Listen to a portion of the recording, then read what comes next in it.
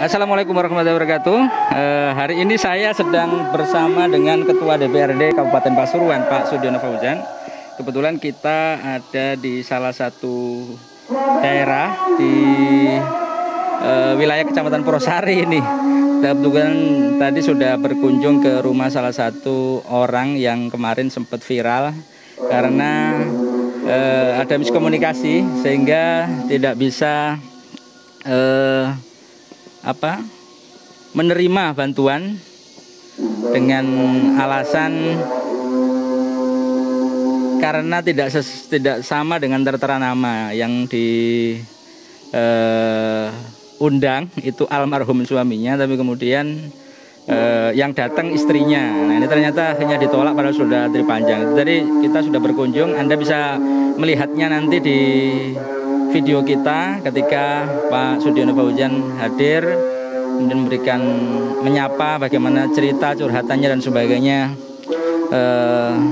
Ibu Antia yang ada di Desa Tanjungwangi, Kecamatan Purwosari, Kabupaten Pasuruan. Salah satu orang yang sempat menerima bantuan sosial dari Kemensos, bukan sempat ya, nggak jadi, nggak jadi. Kita akan bertanya-tanya, semuanya sedang rame kan, bantuan sosial sudah mulai dikucurkan oleh pemerintah, Pak Dion ya.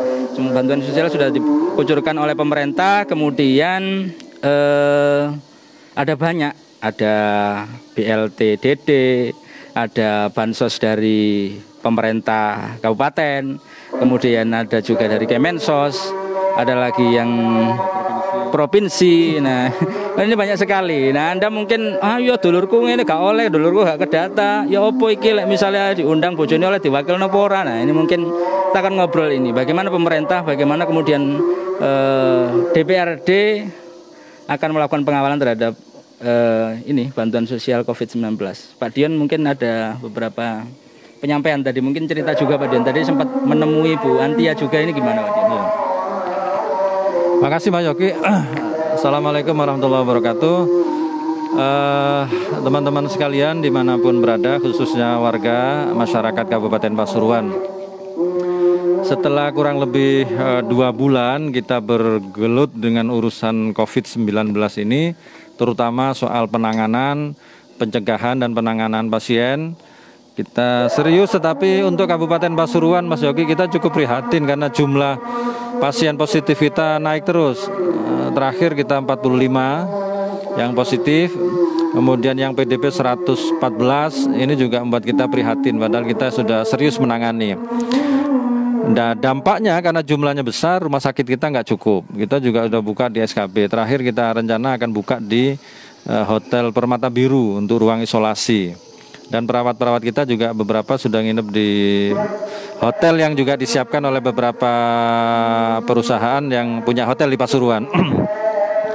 Nah, yang kedua yang tentu menjadi fokus kita adalah soal penanganan dampak ekonomi dan sosial dari COVID-19 ini.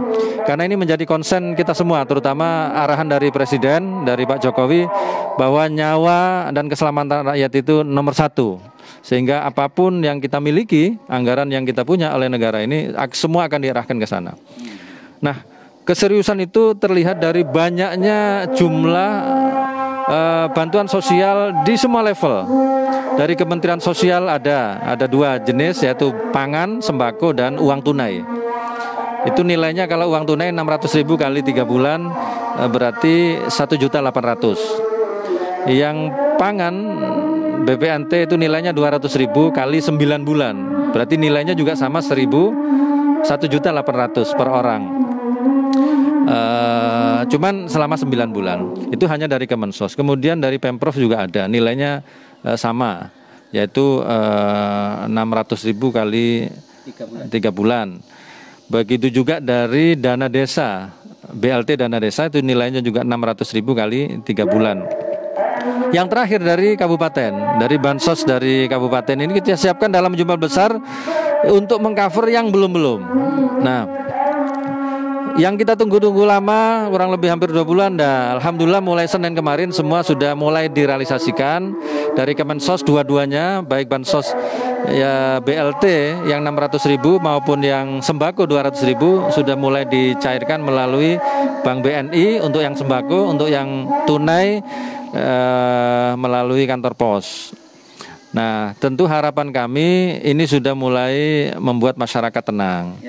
Mulai tenang terutama yang betul-betul terdampak COVID ya. Yang kehilangan pekerjaan, yang kemudian tidak bisa jualan dan lain sebagainya.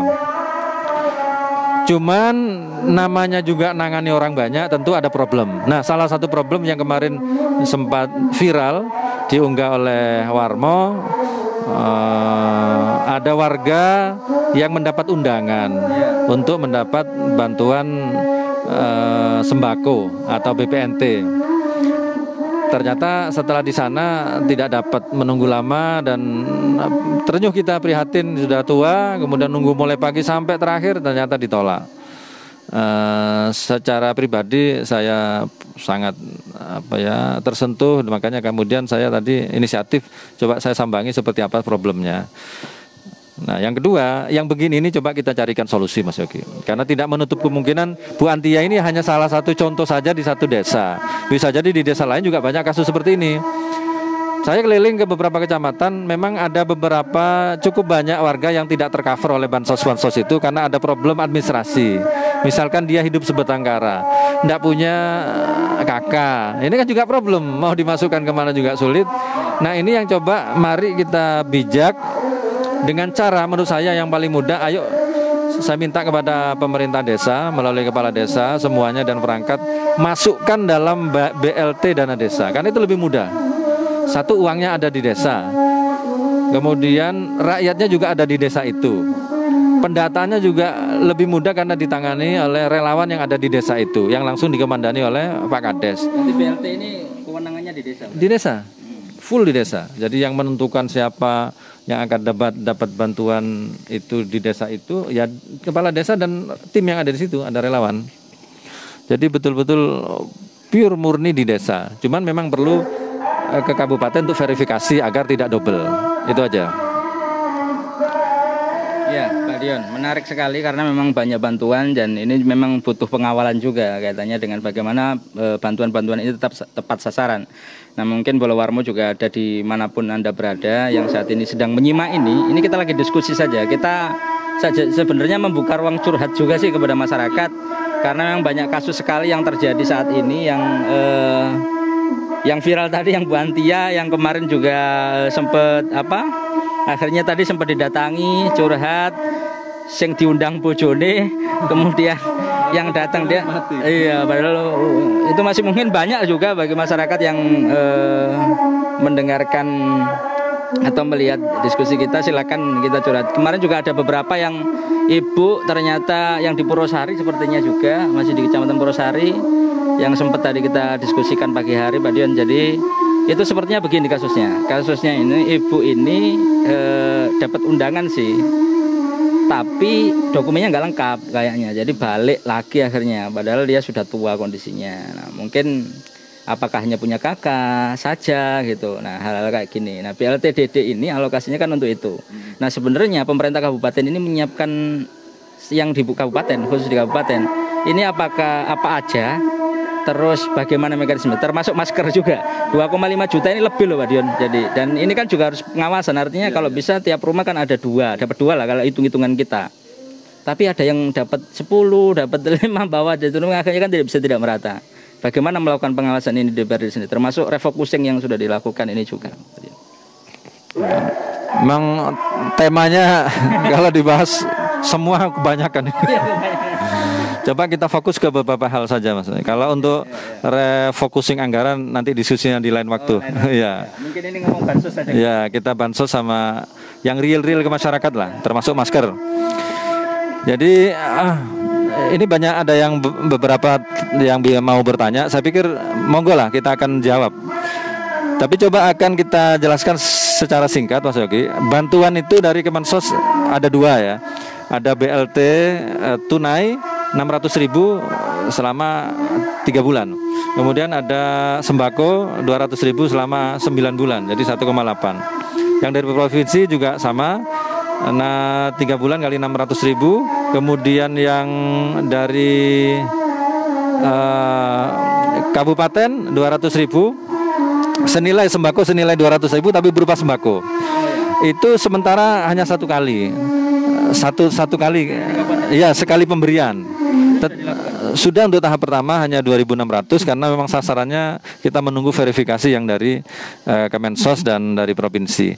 Nah, yang dari BLT Dana Desa ini saya sungguh berharap betul kepada pemerintah desa dan aparat untuk menyasar warganya, jangan sampai ada yang terlewat. Karena BLT Dana Desa ini jumlahnya sangat besar sekali, yaitu 25-35% dari besaran dana desa. Kalau saya hitung rata-rata kira-kira satu desa 300 juta. 300 juta untuk satu desa itu cukup besar sekali. Mungkin kisarannya sekitar 150 sampai 200 penerima dalam satu desa, itu cukup besar Mas Oki. Sehingga dalam kasus seperti Bu Antia atau mungkin ada warga yang administrasinya kurang lengkap, kakaknya mungkin perlu diperbaiki atau mungkin KTP-nya belum jadi, saya pikir pemerintah desa lebih bisa bijak untuk mengambil keputusan, masukkan saja kalau memang mereka yang paling berhak yang terdampak. Orang-orang tua yang tidak punya penghasilan, yang tidak punya pekerjaan, orang-orang jompo dan sebagainya. Untuk BLTDD ya? Untuk BLTDD. Nah, yang terakhir Mas Oki, kalau misalkan dari Kemensos, dari Gubernur, dari BLT Dana Desa ini sudah tercover semua dan masih ada warga yang belum tercukupi, tercover karena kena COVID ini, saya kira untuk dana dari kabupaten cukup besar. Kita siapkan 100 miliar lebih totalnya ya. Untuk COVID ini 170 miliaran. Tapi sudah mengalir atau belum sih Pak? Belum, karena kita nunggu yang semua ini selesai. Ya kalau sudah semua, baru yang belum ayo di cover. Nah, misalkan seperti tadi ada kasus Bu Ante itu, coba laporkan ke kami melalui desa, karena di desa kan juga ada pendamping ya. Ada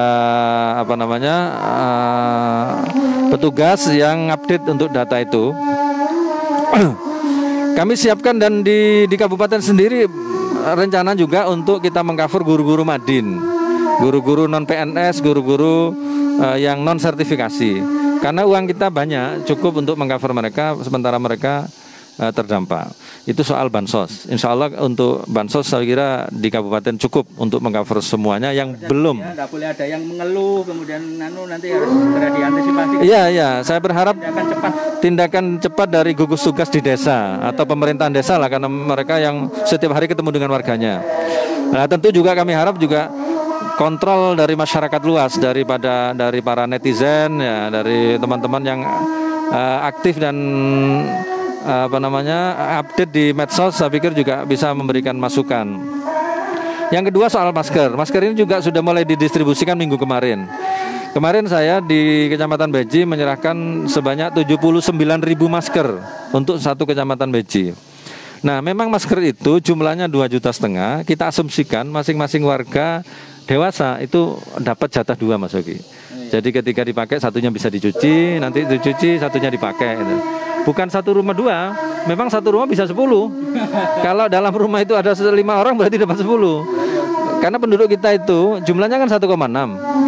Yang sama bayi-bayi kan 1,6. Anggaplah yang dewasa itu 1,2. Kalau melihat DPT pemilu itu kan 1,1.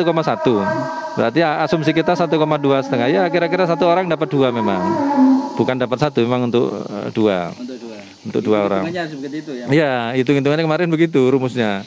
Sehingga satunya dipakai, satunya dicuci, satunya dipakai, satunya dicuci. Kira-kira begitu.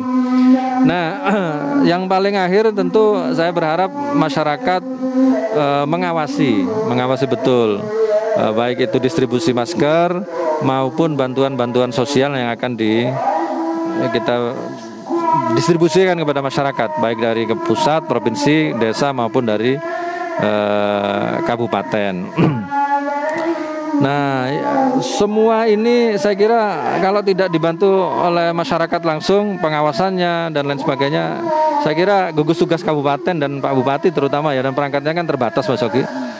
Nah, termasuk media ini yang luar biasa seperti yang kemarin memberitakan, akhirnya semua orang tahu. Oh, berarti ada problem yang bisa jadi yang seperti ini tidak hanya di sini, di tempat lain banyak masalah. Saya sendiri keliling juga menemukan yang seperti itu. Orang tua yang sudah tidak punya keluarga, ini nggak bisa masuk karena nggak punya administrasi kependudukan. Masalah Pak Dio, mengadunya kemana kalau misalnya itu?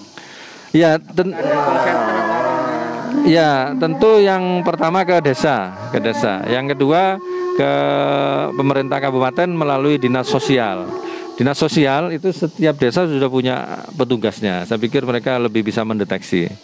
Kalau call center untuk pengaduan COVID sudah ada, tetapi untuk pengaduan ini sementara langsung ke dinas sosial. Tapi dinas sosial saya cek. Kasih call center di beberapa tempat sebenarnya, Pak. Iya. Ya ada, sudah ada.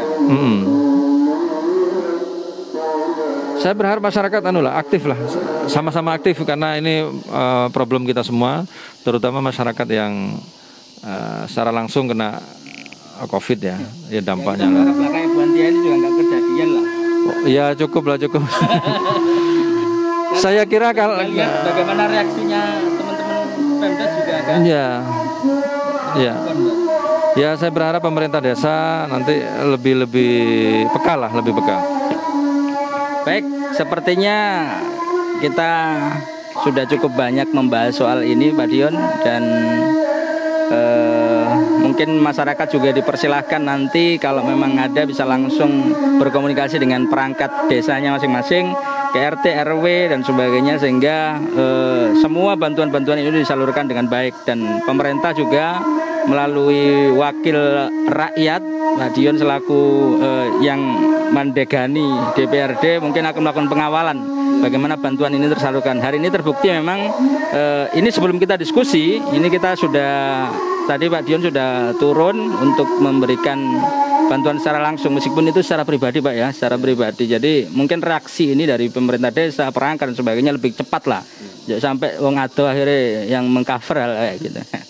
Saya pikir itu mungkin kita bisa bertemu lagi di sesi selanjutnya Pak Dion, karena hari ini Jumat. Jadi kita akan membatasi ini, kita akan berdiskusi lain, termasuk juga refocusing. Kayaknya ketemu tempat di tempat mana lagi kita bisa ngobrol soal refocusing anggaran juga.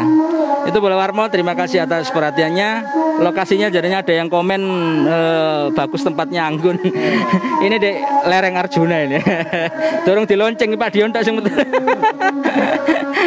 ya. Jangan lupa. Ya, nanti kita bisa ngobrol, diskusi untuk ruang-ruang selanjutnya. Terima kasih. Saya Yogi dan juga Pak Dion. Terima kasih juga mengakhiri diskusi live report ini untuk sementara saat ini. Terima kasih. Assalamualaikum warahmatullahi wabarakatuh.